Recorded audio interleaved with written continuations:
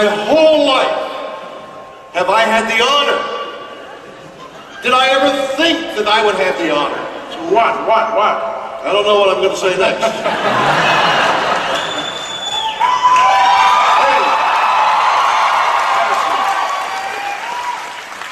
Well, people are so nice. People have been saying the most lovely things like, it's an honor to meet you. I've waited 20 years to meet you. It's a pleasure. Don't do that. It's a pleasure to meet you. Then along comes one that says, you remind me of my grandfather.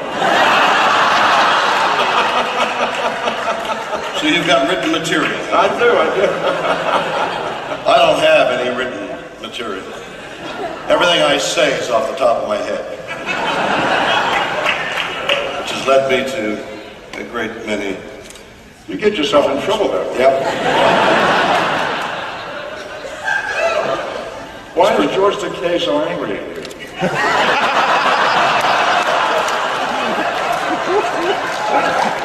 You're looking for trouble, are you? You're looking for trouble. I was just asking. I have no idea what's the matter with that guy. What's the matter with George? Why are you assuming there's something wrong with him?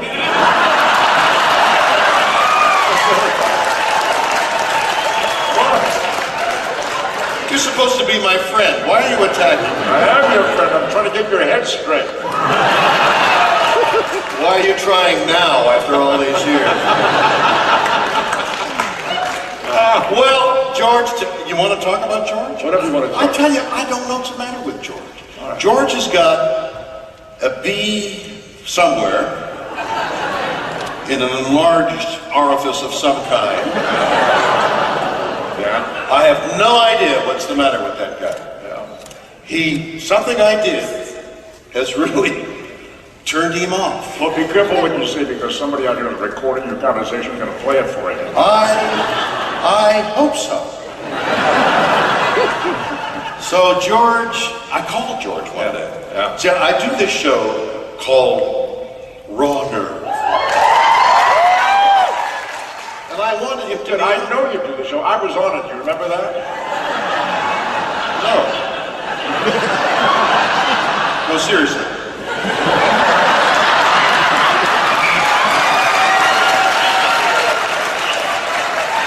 Were you on Raw Nerve? I was on it, yeah. Oh, that's right. You know there's a rumor going around that you tried to drown me in Star Trek 4? I tried to drown you? Yeah.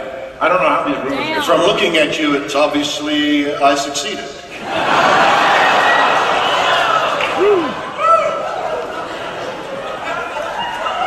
44 years I've been listening to this. And it's getting more and more difficult to hear me, isn't it?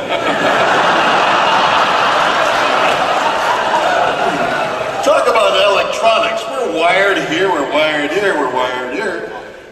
I got a wire where George Takei's bee is buzzing. Have you seen any good movies lately?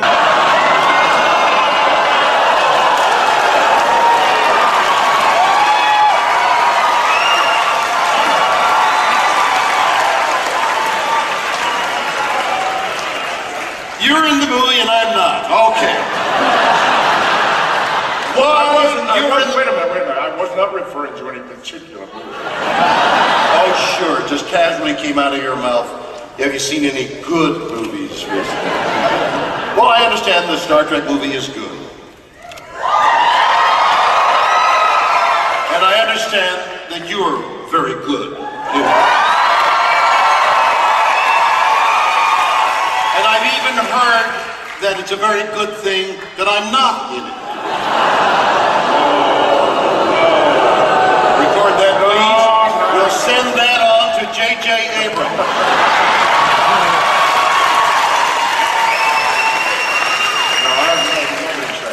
What? Nobody is saying that it's not that it's good that you're not in the movie. No. Nobody's saying that. I'm just looking for sympathy. Anybody who's saying that, anybody who's saying that is known as a jighead. I feel sorry.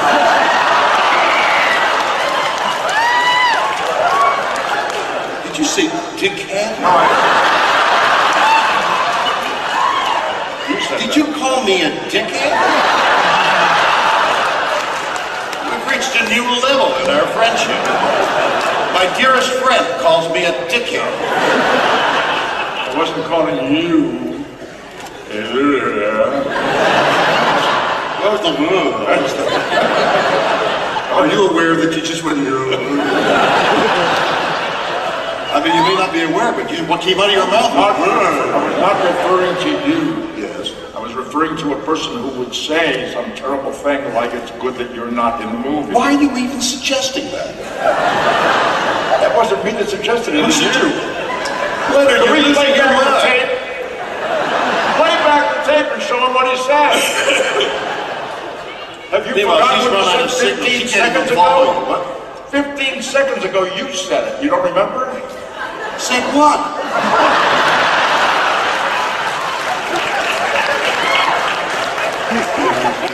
All right. Enough of this hilarity. Let's get serious. Have you seen any good movies recently? I don't know why I'm not in that movie, Leonard. Do you have any idea why I am not in the movie and you are? I had nothing to do with writing it, but I think there was some discussion about the possibility that you had died some time ago. I know. How do you? The first book.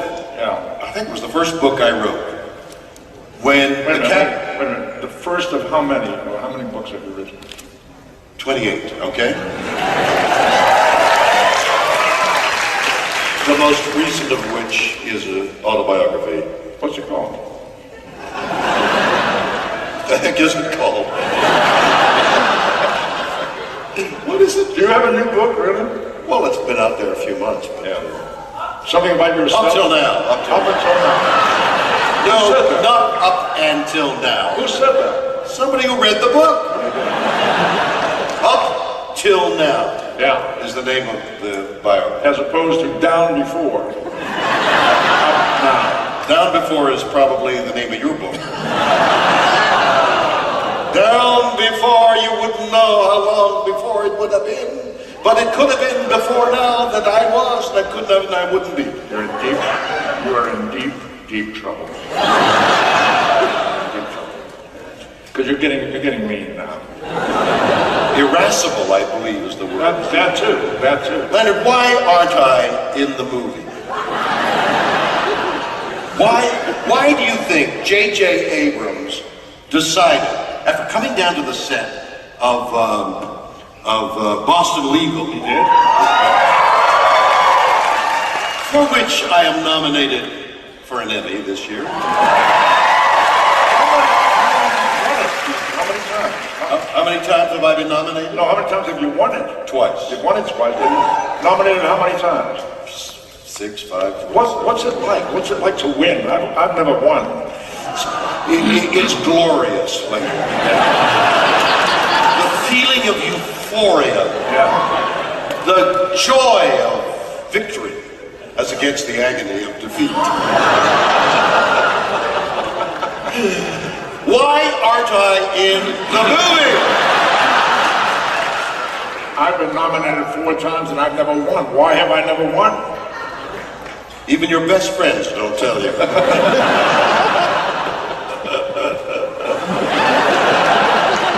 Why aren't I in the movie? I think if you saw the movie, you'd like it. I don't know why I haven't seen the movie. It is really a mystery to me. I never saw Patrick Stewart in the Next Generation. He's very upset about that too. He talks about it all the time. He's going to be here tonight. Well, you'll see. Well, you know that my wife Elizabeth and I, Patrick and his then wife, were having dinner some years ago.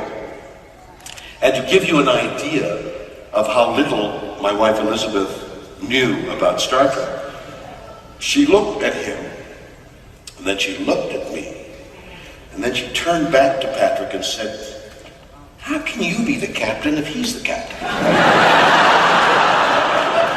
And that's the truth. And he and I started laughing because it was glorious to meet somebody who didn't have the answer. So Patrick's going to be here, and the whole Star Trek thing is very much alive. But and why I haven't seen the movie? Why are you holding on to me like because that?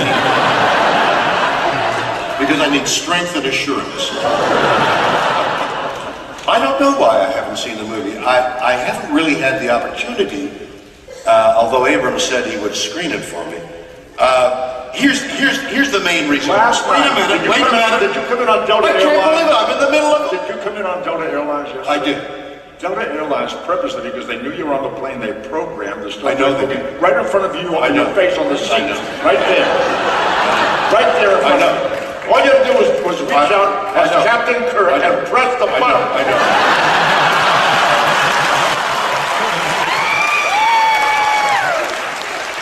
But they wanted me to swipe my credit card. That would have cost money.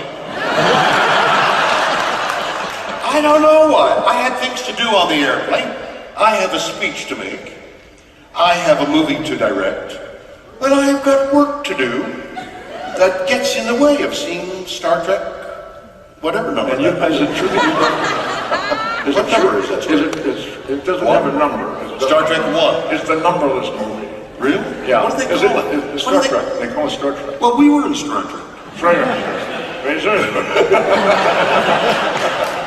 The word Star Trek comes very difficult to me. I can say because my jaw clenches up every time I say Star Trek. Say it carefully. Star Trek. Is it true that you've never seen Patrick Stewart as the captain? That's funny. I thought I said that.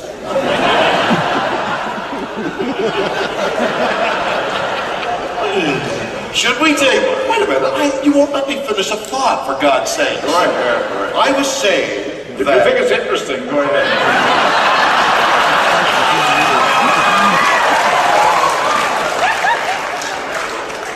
These people are anxiously waiting to hear whatever you have to say. They are, but you're not. I was going to say something funny. Everything I say is funny. I don't know. Everybody laughs at everything I say. I don't understand. All right, go ahead. Oh, thanks. Are you ready now? No. I'm all upset now. Go ahead. All right. So I'm going to just sit back and listen. Story of our relationship. What would happen on the set all the time? I'd go to speak and he'd say, "What about George Takei?" Or is it Takai? What is it? Takei. Is that the same as decay? He's going to hear about that, isn't he? Now he'll come on raw nerve. You know that what's his name on the radio? Howard Stern. How did you know I was going to say that? That Howard Stern is offered to referee. Yeah, you told me that. I told you that? You don't remember? No. I didn't tell you that, Leonard, because Howard Stern has just offered. Let me see if I can What's get up? in there.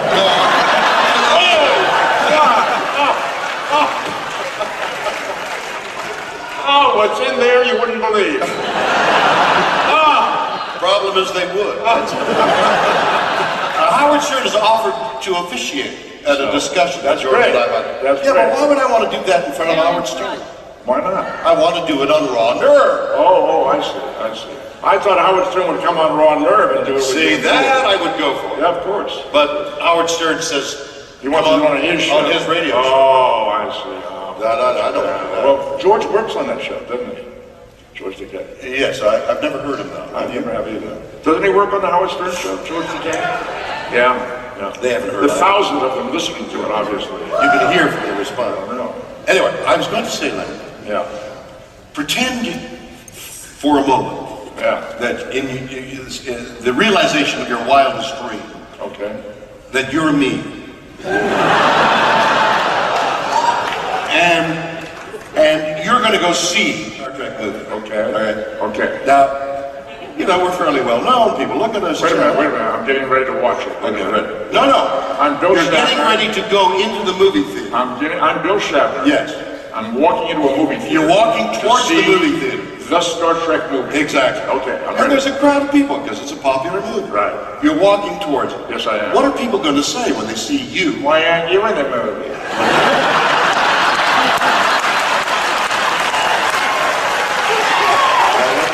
And that's why I haven't seen the movie.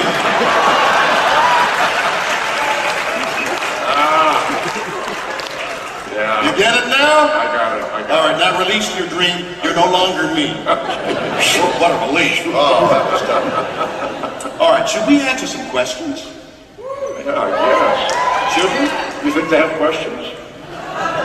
They're probably going to ask you why you're not in the movie. That's pretty funny, Leonard. You haven't lost a thing. All those dead brain cells? They're percolating. That's really good. How'd you bring them back to life? Last time I talked to you, you were, My memory is still very good. That's good. What'd you say? I don't... You know, you're a lot older than I am. I know.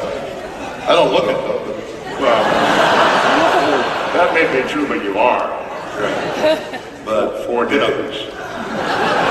True, 4 days. He's 4 days older than me. Yeah, but, you know, the difference between us, I mean, you finish this thing here, you go back to bed.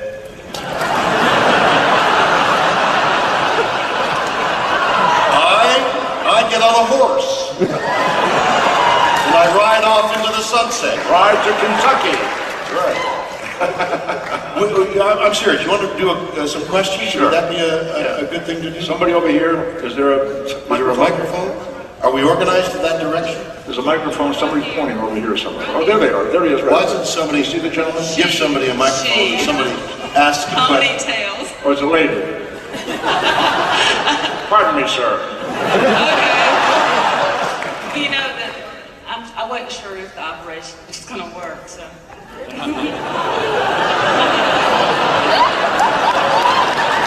This is not going to be very successful. What did you say? We're going to take questions. We have a line here, and I would appreciate if you just ask your question. We know y'all love these guys. Oh, she's going to moderate it. She's got the control because she has the Why don't you microphone. just give the microphone to someone to ask a question? No. All right.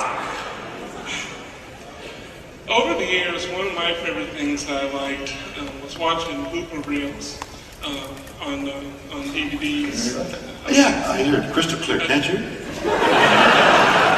And I was wondering, Could we get the microphone up a little closer? Go ahead. over the years, I watched a lot of DVDs, and I'd like to watch all the blooper reels certain the shows. And I was wondering if you could tell us one of your favorite bloopers that has happened with y'all. With y'all. Y'all will have bloopers? Y'all? You're Yo, in Atlanta, son. Hey, little blooper. Hey, little blooper, you all got one? What you all got? What you all got in the blooper?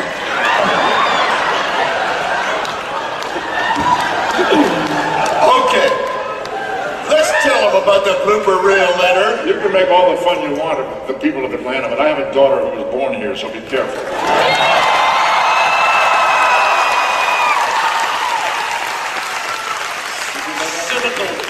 Cynical ploy for sympathy. Did you know that? Well, I have a friend who lived in Canton, Georgia.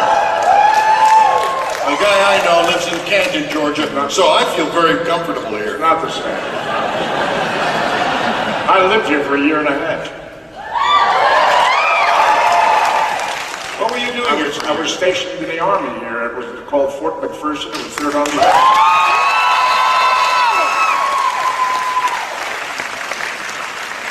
And my daughter was born at the post hospital at Fort McPherson in March of 1956. Really? Yeah. Do you remember what you did in the Army?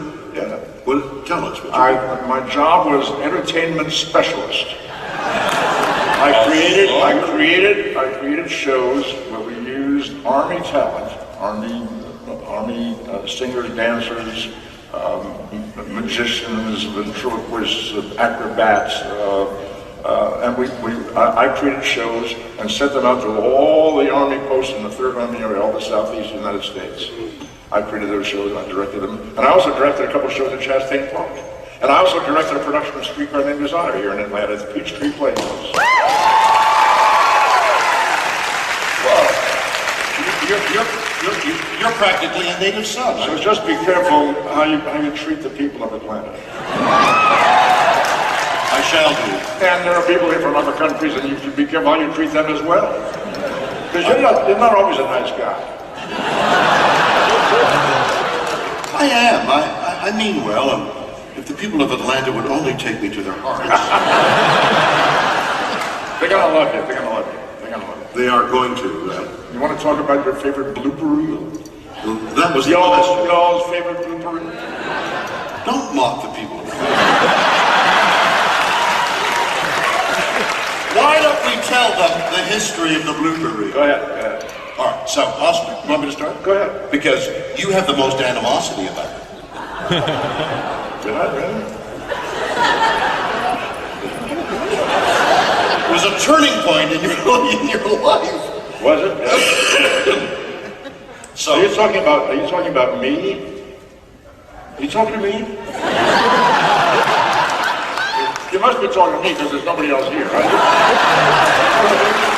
call me a taxi, will you? All right, go ahead. All right. Seriously, we both reached for water at the same time. You got my signal, did you? Okay. Gee, it's getting harder and harder to open these damn bottles. It becomes a test of your strength. Oh, look at that! I did it!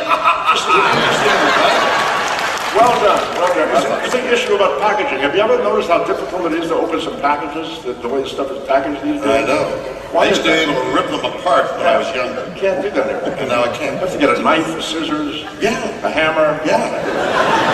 Go ahead. What's that hat with the hammer on it? It's out back. What is that hammer? It's the Hammer Museum in Los Angeles. My wife and I collect contemporary art, and my wife is on the board of trustees at the Hammer Museum in Los Angeles. So you're doing a little advertising. Yeah, a little advertising. Yeah. But that's in a museum in Los Angeles. Why are you wearing it in y'all? Well, to begin with, I bet there's some people here who have been to Los Angeles. And I would also bet that sometime in the future there would be some of these people will be in Los Angeles. They will have long since. I'm talking, don't interrupt me. Oh, I'm sorry.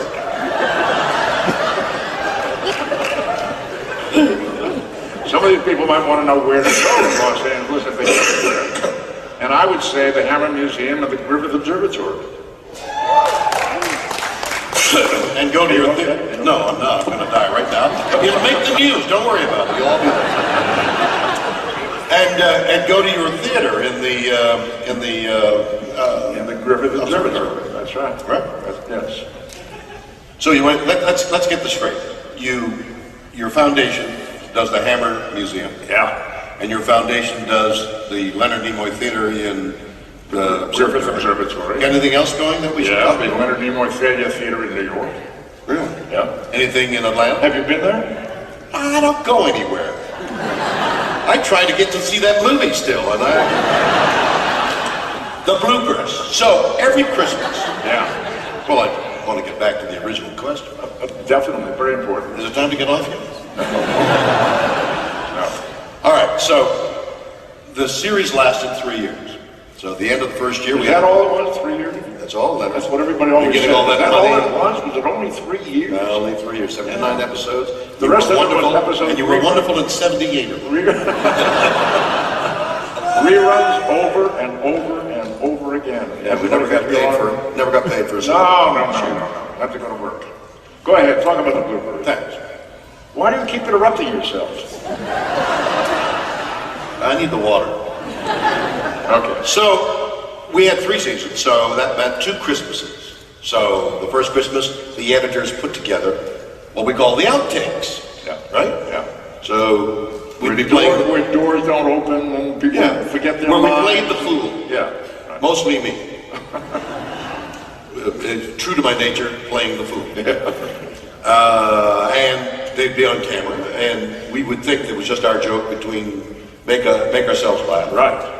And we thought that was funny. Right. Then the editors, who were our friends, part of the company, edited all those outtakes together. The funny stuff. The funny stuff. Yeah. And at Christmas, we'd sit around having a Christmas meal, saying, weren't we wonderful, and watch 10 minutes of the outtakes.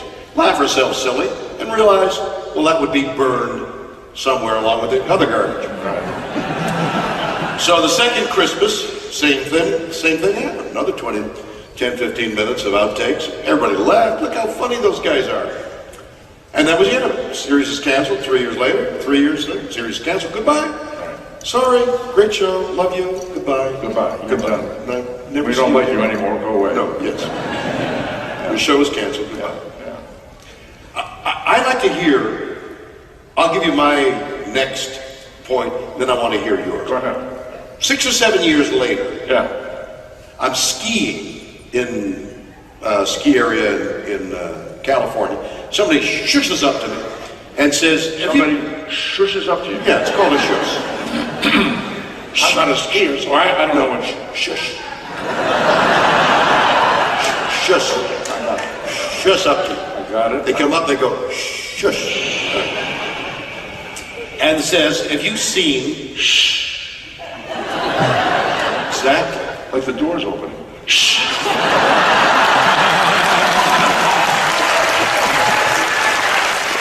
And that's why I kept hitting the doors wouldn't open, because you wouldn't make the noise.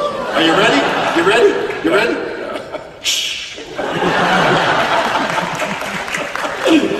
So somebody came up to you and said, what? And said, have you seen the funny film at the bar in Mammoth? Oh. That's what are you talking about? Yeah. This is 6 or 7 years later. I've gone on to other things. Yeah. Like a deep and meaningful relationship with George Takei.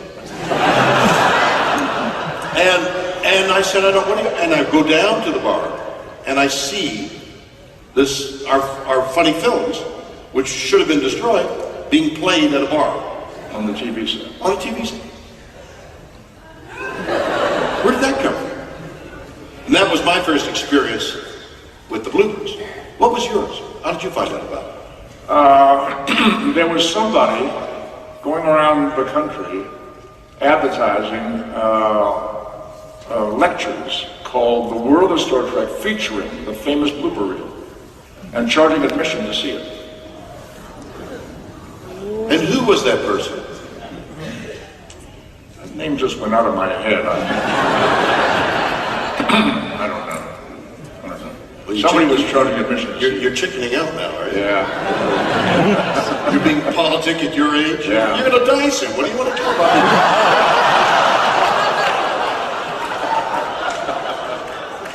You're right, but I'm still, I still want to be kind. Okay. Yes, there is lots of time.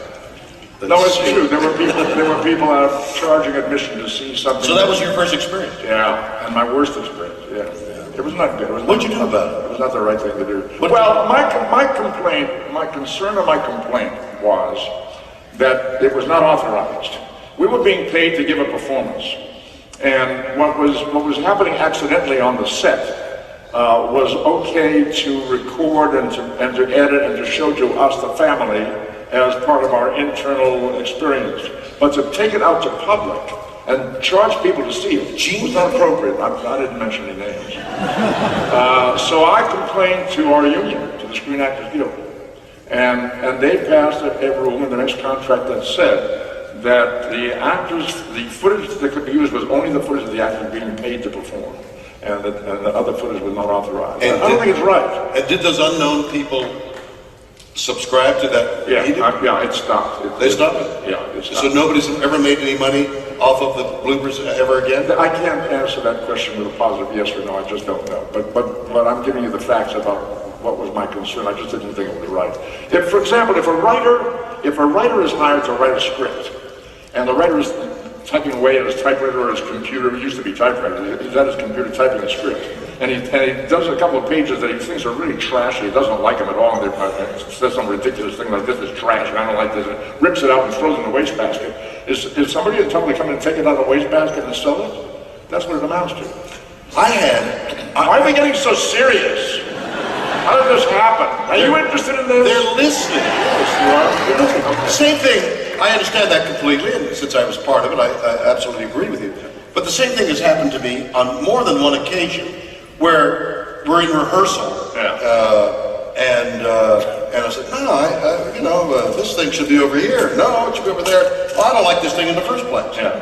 And that is lifted and played in front of an audience and played on the air. Rehearsal tapes and stuff like that, where you're in the middle of a discussion, and it's not right.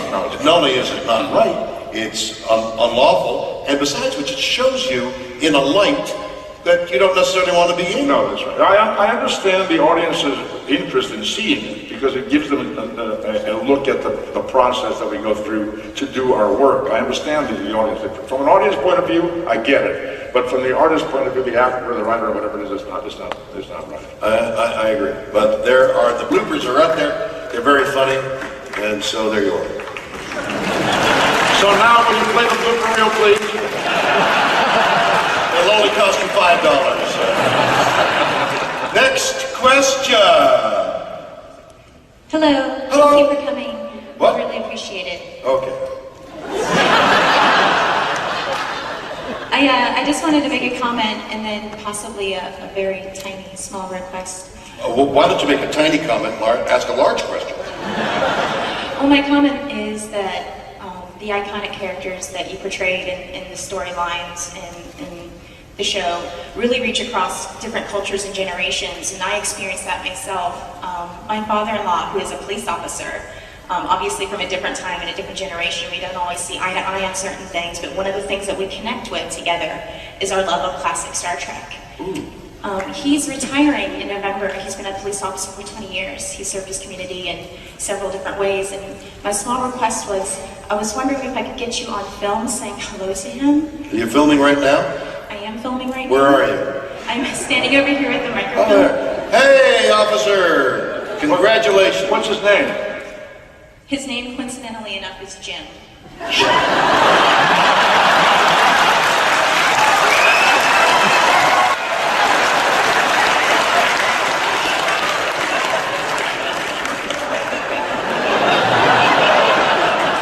Hi, Jim.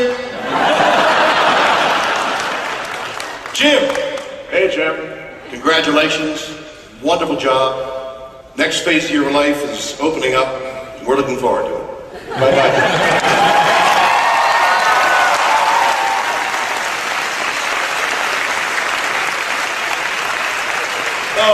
Okay, what's your question?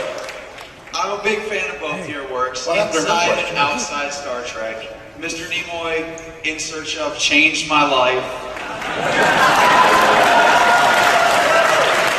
And Mr. Shatner, I've gotten more enjoyment from Has Been than I have any record of the last 20 years.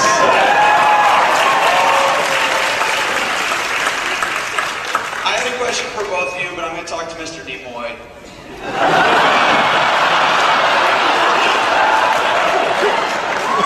Y'all go ahead. Don't think about me at all. I'll listen and hope he has something to say. Oh, now, please do not start pouting. I'm not pouting.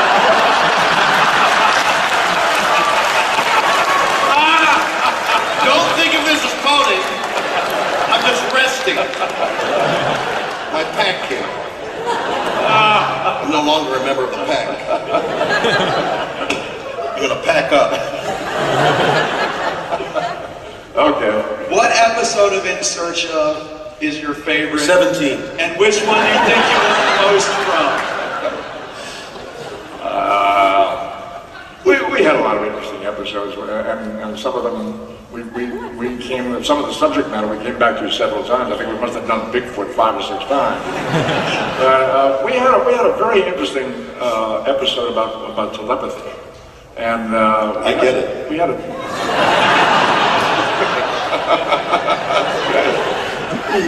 we had these special cards that are designed for communication of ideas, and I'm looking at a card, and there are 5 or 6 young people sitting around trying to guess what card I'm looking at. And there was one young guy who got it every time, got every card I was looking at, no tricks involved, got every card that I was looking at. And the odds against that are millions to one. And none of us could ever figure out how he did it. Overhead camera, just looking down. No, Tristan. They do that on the poker games all the time. Yeah, I know that. They picked up the poker game. Yeah, I know that. I've seen that on TV.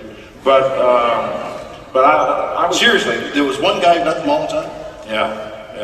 Was there any explanation? It's just impossible to do it. They just kept getting the card. And no, there was no explanation. No. Except that he was able to read my mind. I mean, that would be the theory. No, but seriously, because those moments, absolutely fascinating. Yeah. Did you say fascinating? Yeah. Just because somebody wrote a word that you used doesn't mean you own the word.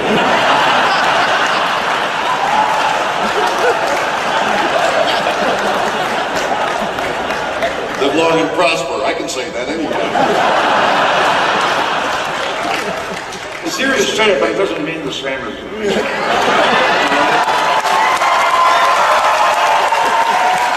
That's true, but I am utterly fascinated by what you've just said. I knew you were going to say that. Did you follow up with this guy? No, we went about our business. But I've never forgotten that. I've never forgotten. Wait a minute. The guy reads 5 or 6 cards from your hand. Yeah. No way he could possibly know. No. And he's, oh, thanks, that's great. Bye. Is that what essentially what Yeah, that's what we did. Yeah. I would have let him go. What would you do? I don't know. I would. First of all, I'd muzzle. You'd write a book about it. Right. Well, I would. I mean, here is a guy. Yeah. Because telepathy. I've got to get close to you. Why are you backing up? Why are you backing up? Why are you backing up? What?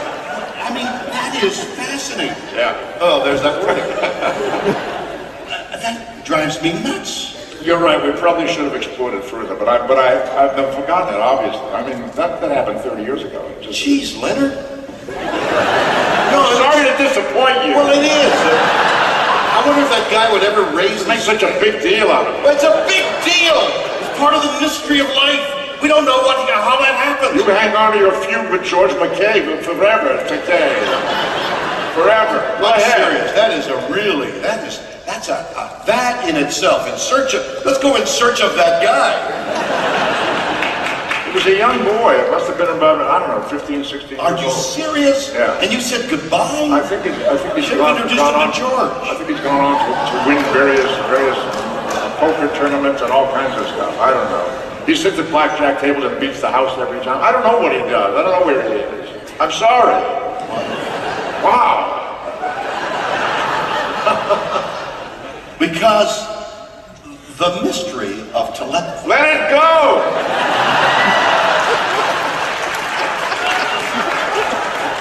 Oh my. Go. Oh yeah, golly. Yeah, right. Are you aware you just went, yeah. Sounds like Edward G. Roberts. Yeah. It was intentional. I was a big fan of his. Yeah. You're the guy that shot my brother in the back? Yeah. Okay. We have a question? And Mr. Shatner, Thank God somebody's addressing me. Now I feel like a lump here. I have a question about what I firmly believe is the finest work of your entire career. Whoa. Even counting Star Trek.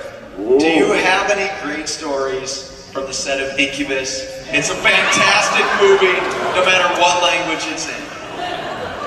You did that in a strange language. Thank you. We did it in Esperanto. Esperanto.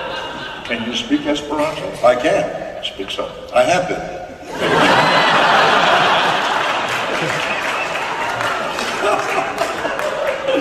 Esperanto was invented, I think, by George Bernard Shaw, and certainly it was, he had a hand in it.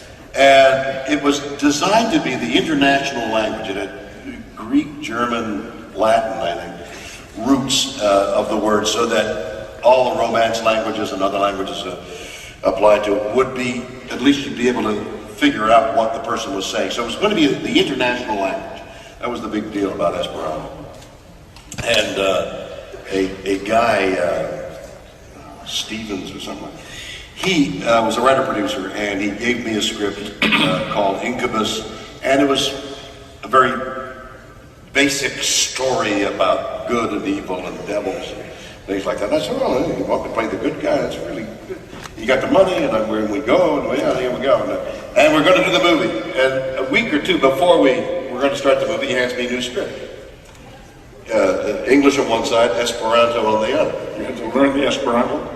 Or both? Phonetically. I learned it from the English words, and then phonetically do them. I said, why would you want to do it in Esperanto? He said, there's 17 million people speak Esperanto. Every single one of them is going to come and see the movie. We'll have an audience of 17 million people. And it was true, that's what happened. There were 2 in Cincinnati and 5 in Chicago. It was wild. Nobody, he forgot that 17 million across the world, and most of them in Africa, would... This person saw that movie? Well, let me just... The funny... There's the person who saw the movie. That's right. And he doesn't speak Esperanto. So we finished the movie in Esperanto. Okay. And it's going to go to the Cannes Film Festival. So while they edit, they put subtitles in Italian on the thing. So now it's the actors are speaking Esperanto. The subtitles are in Italian. Now what do I do? So they invite us to come and see the movie 6 months after we finished it. Well, I've long since forgotten what the movie is about. I don't remember what I said. So I go into the screening room, there's a large audience, and we're all looking at this movie, and I have no idea what it's about. I never understood the movie to begin with, let alone... That's my story. No, seriously, was the movie interesting? Was it a good movie? No. It was not well made? No, a movie I did. It wasn't a good movie. Okay. Well, these things I'm happen. looking for sympathy again, y'all. Even great artists like you have been involved in lesser projects. Yes. Why can't I be involved in a major project that's like singular? Like I'll do one every 10 years. Like what? What did it say? Priceline. Priceline.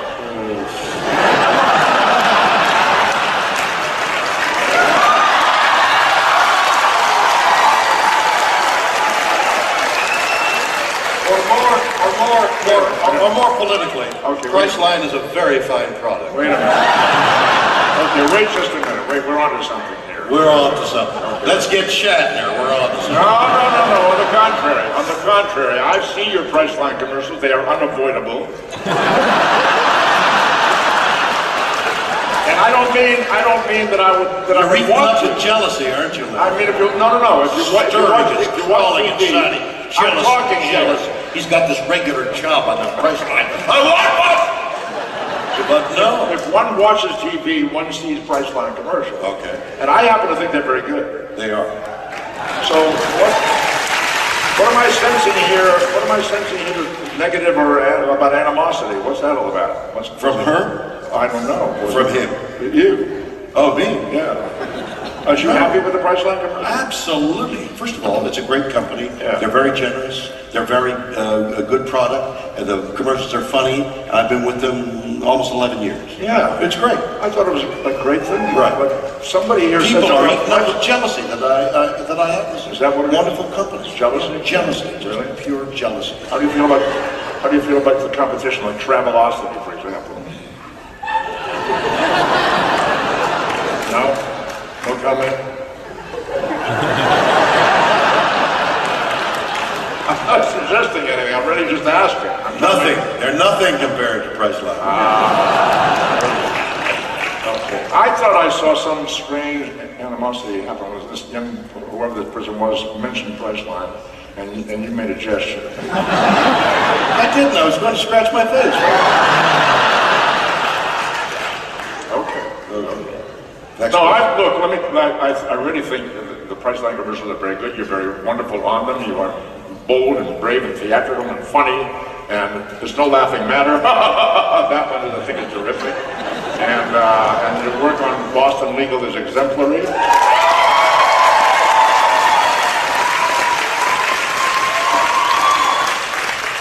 Thank you.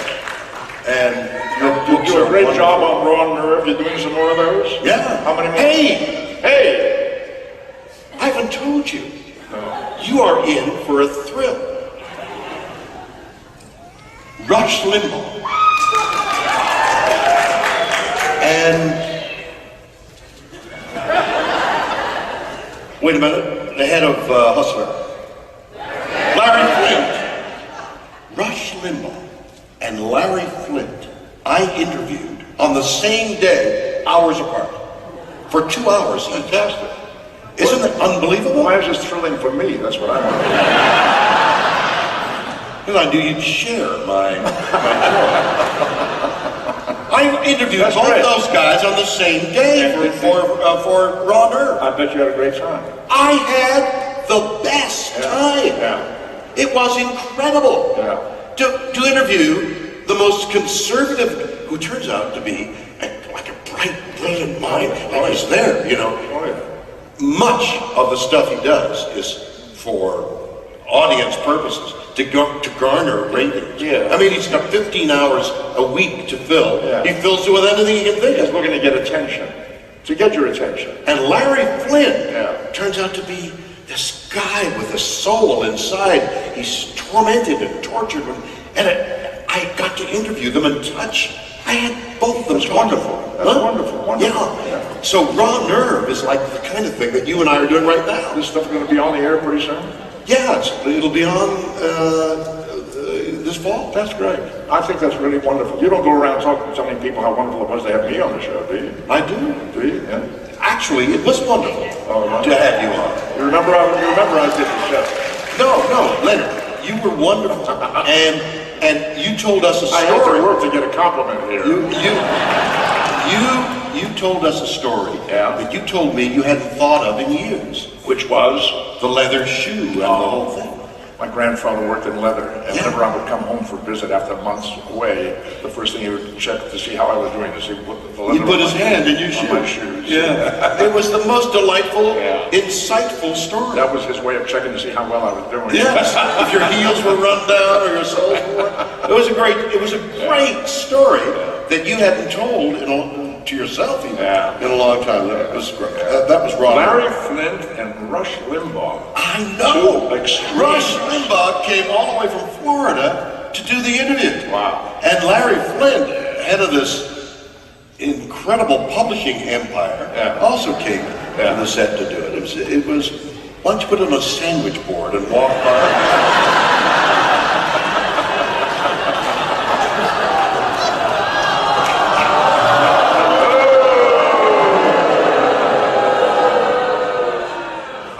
He's doing 7 minutes holding the time. Yeah. He's going to do a tap dance. He's going to play music. 10 minutes, 10 minutes, 10. 5 minutes, 5, 4, 3.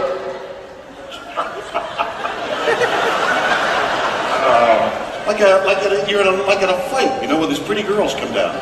Round 3, 10 minutes. I want to take, now you brought up the subject of talk show people like Rush Limbaugh. I want to take just about 12 seconds to say that I'm very concerned and disturbed, this is serious. I'm very disturbed by some of the talk show people who are on the air who are inflaming the American public.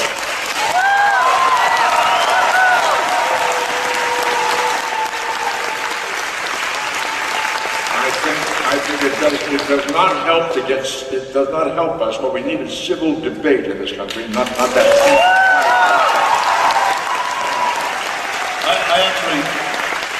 I actually said that to Limbaugh. And He yelled at me.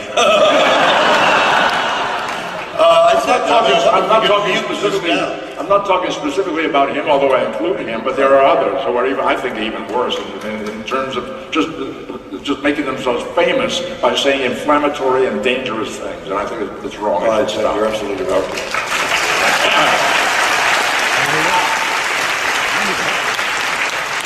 Where were we before I got serious? talk about George Takei. All right. Mr. Nimoy, Mr. Shatner. Ooh, We a only voice. have 10 minutes. So we have 2 people that have been standing up here for an hour to ask a question. So feel speak. sorry for them and let Speak. them ask a question. Yeah, speak. I'd like to know. Wow, look at this outfit. What is it? What do you want? What's on your face? Where are you looking? Wow. Okay, yeah, you'd like to... It's R2D2. She's got a beard. Oh, okay. You'd like to know what? I'd like to know of the 2 of you on stage, which of you is going to be in the I am. next Star Trek movie?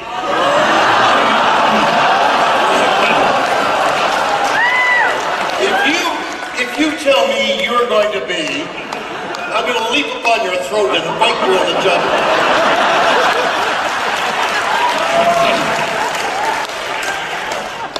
No what? There are no plans yet for me to be in the Star Trek movie. No, seriously, they're working on a story idea right now. A long way to go before they have a script and know who they need or want to have in the movie. Frankly, I doubt very much that I will be asked to be in it. I think that the Spock character has been very well established now in the hands of Zachary Quinto. I think he did a terrific job. I think you would find that you would probably say the same about Chris Pine. I think he did a terrific job. And I think this is very important. This is very important. I'm serious. I think you have every right to be proud of the character that you established that's been carried up and moved into this movie.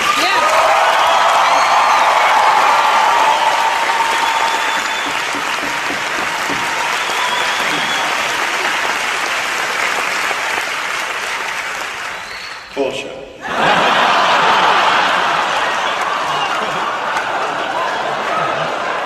I'm joking, y'all. Joking. Haven't seen the movie, y'all. Well then.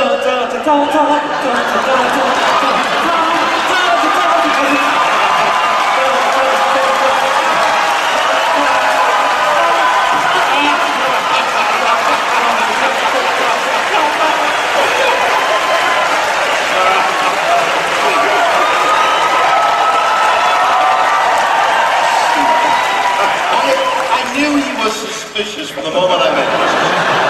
He's got this luxuriant beard that's very carefully clipped. Can you see a guy in the mirror cutting his beard?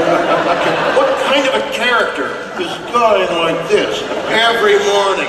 Yes, I think I've got it. What kind of a character does that? What does that say? That guy? Do you have a bug in his bathroom watching him do that every day?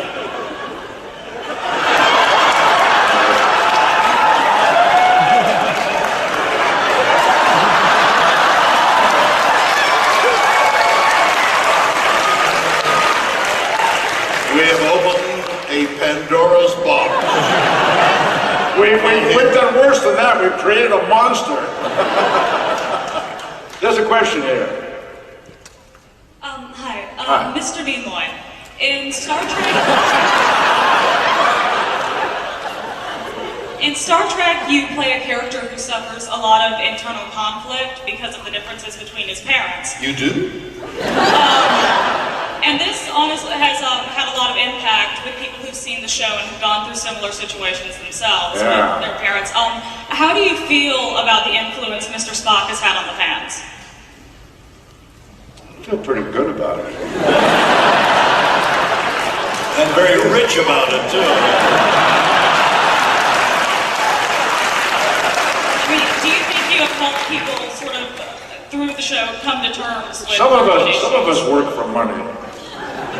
And some of us work to make a positive impact on our audience. And what exactly do you work for? No, I think you're right. I agree. I've had a lot of people, seriously, a lot of people tell me that Spock was a useful and interesting and helpful influence in their lives. I think a lot of people go through the kind of dynamic that Spock has gone through, trying to resolve logic versus emotion, trying to find a way to live a dignified and useful life, a meaningful life, in spite of the fact that everybody feels alien at some time or another in their lives. I certainly have. I don't know if Bill ever has, but I have. And I think Spock has been a useful influence in that sense. I'm very pleased about that. People often tell me that, and I'm very touched by it. Thank you for the question. I'm serious.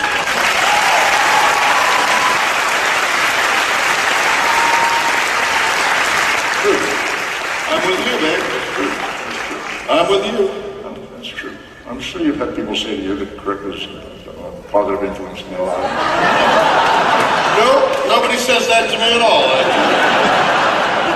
They say, hey, fool.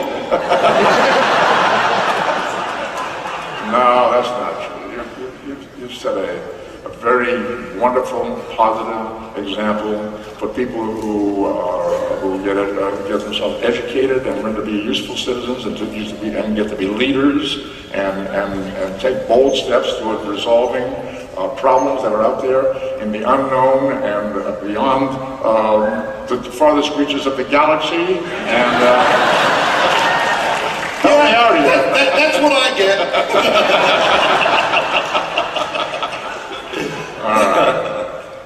Next and perhaps last. What? Denny Crane. They're saying Denny Crane. That's Denny Crane, yeah. Some name. Fire! Give it the next Star Trek movie! You know, I'll tell you what I'll do. Here's the question. Yeah. In a couple of weeks, I'm going to go on the red carpet to the Emmy Award show, and usually the supporting actor, I think I'm getting supporting actor, is up like first or second. So they're going to cut. They'll have a half a dozen cameras. Half a dozen people are up for the award, and they'll focus on all of us. And somebody whose name will be mentioned, and they'll come up and receive the award. The other people will gracefully go, oh, wonderful, I'm glad we got it. And I will not get it, because Mad Men and Entourage, they're very popular. And we've been canceled, so we're not on the air any longer. And I'm with you, and my kids feel the same way. But I'm not going to get it. So the question is this: do you prepare a speech because lightning may strike, or do you not prepare a speech and therefore you know that you're not going to win? I have not prepared a speech because I know I'm not going to win it. Except I could tell you what I would have said if I were going to prepare a speech. Go ahead.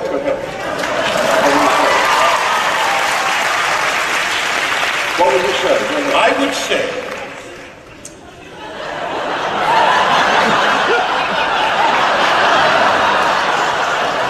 Say it to him. He wants to hear you. see, the thing about a beard is it gets in your way no matter what you're doing. How would you know? By observation. No, I want to hear what you would say if you were to make us. I would have said, thank you.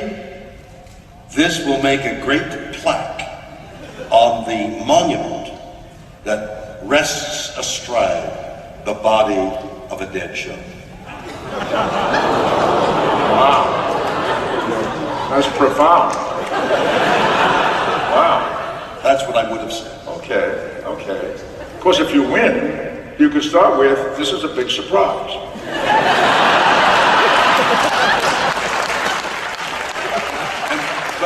But then what do I say? You don't have to say anything else. No. Then you can say the monument speech. Okay, I say thank you. Then what do I say? This is a great surprise. This is a great surprise. I really didn't expect this. I didn't expect this. I didn't come prepared with a speech. I didn't prepare with a speech. No, I didn't prepare anything to say. I didn't prepare anything to say. But this would make a great plaque. But this would make a great plaque.